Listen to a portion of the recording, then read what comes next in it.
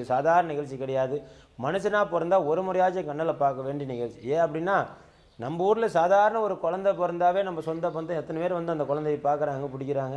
அதுக்கு எவ்வளோ ஜனம் வந்து அதை பாராட்டுறாங்க. அதுபோல் ஈசனோட நெற்றிகண்ணிலே பிறந்து பார்வதிக்கு மகனாக வளர்ந்து சரவண பொய்கையிலே இருந்து கந்தலோகத்திலே வளர்ந்து புவனத்தெல்லாம் காத்து அசுரர் குலத்திய அடியோடு அடித்து தேவர்களை காத்து அனைத்து புவனங்களுக்கும் காத்து ரட்சிக்கின்ற அனைத்து தேவர்களுக்கு சேனாதிபதியாகி மக்களை காக்கின்ற அவ்வளோ பெரிய கந்த கடவுள் நமக்கெல்லாம் குழந்தை. அப்படி குழந்தையாக இருக்கிற இடத்துல சாதாரண முன்னே சொன்னேன், நம்ம மனிதருக்கு எத்தனாயிரம் பார்க்க வரும்போது உலகத்தையே குமர கடவுள் குழந்தையாக மாறும்போது அப்போ எத்தனாயிரம் தேவர்கள் அங்கே வருவாங்க. மும்மூர்த்தியிலிருந்து முப்பெருந்தேவர்கள் தேவாதி தேவர் ரிஷிகள் அனைவருமே சுவாமி குழந்தையாக இருக்கும்போது பார்க்க வரும். குமரப்பெருமான் பிறக்கிறாருன்னு பார்க்க வருவாங்களா? வராமல் இருப்பாங்களா? அப்போ அத்தனாயிரம் தேவர்கள் அங்கே வரும்போது நாம்பளும் அந்த இடத்துல வந்து அந்த ஆண்டவன் வணங்கும் பொழுது அனைத்து தேவர்களோட ஆற்றல் நமக்கு கிடைக்கும். அனைத்து தெய்வ